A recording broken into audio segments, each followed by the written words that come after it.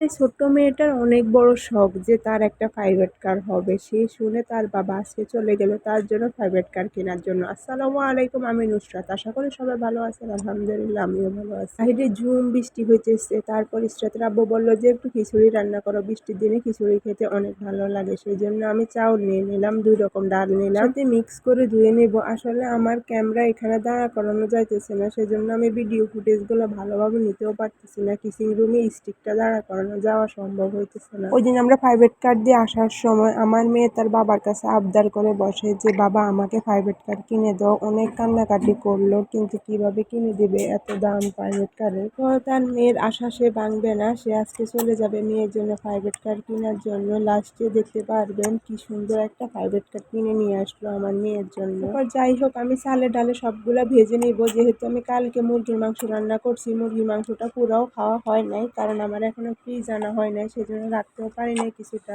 5 থেকে 6 মিনিটের মতো ভেজে নিব আস্তে আস্তে করে। এই যে আমি আলু চাল ডালে একসাথে ভেজে নিতেছি, যেহেতু কালকের মুরগির মাংস রান্না করা আছে। এই যে মুরগির মাংসটা আপনাদের সাথে শেয়ারও করলাম আমি। মুরগির মাংসটা অনেকটাই মুরগির মাংস রয়ে গেছে। তারপর আমি চালে ডালের উপরে মুরগির মাংসটা ঢেলে দিব। আসলে আমার এখানে স্টিক দাঁড়া করানো যাইতেছে না, সেই জন্য আমি ফুল ভিডিও নিতে পারতেছি না।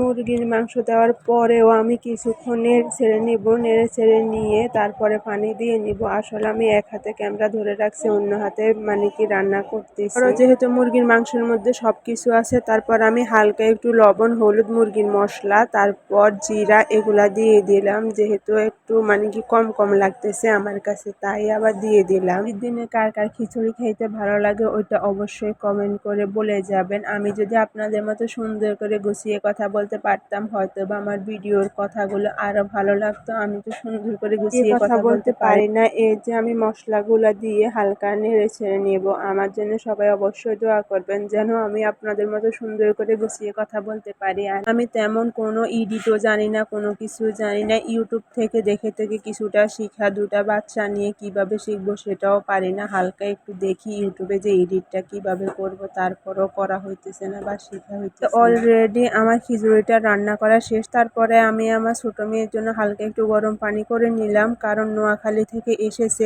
এখন যদি ঠান্ডা পানিতে গোসল করে হয়তো বা ঠান্ডা লেগে যেতে পারে, সেই জন্য তাকে গোসল করে দিলাম গরম পানি দিয়ে। ভাইয়া আমার জন্য কি সুন্দর একটা চাদর কিনে নিয়ে আসলো, আমার কাছে তো অনেক ভালো লাগলো। আপনাদের কাছে চাদরটা কেমন লাগলো ওটা অবশ্যই কমেন্ট করে জানাবেন। আর আমার ছোট মেয়েটা ঘুমাইতেছে, ওকে দেখে সবাই অবশ্যই মাশাআল্লাহ বলে যাবেন। বেশ কিছুদিন আগে আমি এটা একটা অনলাইনে দেখলাম, সেজন্য আমি অনেকবার বললাম যে আমাকে চাদরটা নিয়ে দাও। তখন আপনাদের ভাইয়া আমাকে নিয়ে দেয় নাই। বাসায় উঠার পর দেখলাম যে আপনাদের ভাইয়া এটা কিনে রেখে দিচ্ছে আমার জন্য। চাদরটা দেখে অনেক খুশি হয়ে গেলাম। তারপর দুপুরবেলা আমার মেয়েকে হালকা একটু আচার আর খিচুড়ি দিলাম। ও তো অনেক খুশি হয়ে গেল। ওরে আমি মানে প্রথমে আচার দিই নাই, প্রথমে মুরগির মাংস দিলাম, পরে যখন দেখলাম আমি একটু আচার দিলাম। তারপর আপনাদের ভাইয়া দেখলাম অনেক কিছু নিয়ে আসলো। একটা রুমি স্প্রে আনলো, তারপর আমার জন্য তেল আনলো, চুলের তেল। আসলে আমার অনেক চুল পড়ে যাইতেছে। তারপর মেয়ের জন্য ময়শ্চারাইজার আনলো। ফ্রিজ থেকে কয়েকটা সাবান দিল মেরিলের। এই যে 2টা সাবান একসাথে আপনাদের সাথে সবগুলা শেয়ার করতেছি। সন্ধ্যাবেলা আমার অনেক খিদে লাগছিল, ভাবলাম কি খাবো কি খাবো, পরে দেখি অনেকগুলা পাউরুটি আছে। তারপর আমি পাউরুটিগুলা খেতে বসলাম।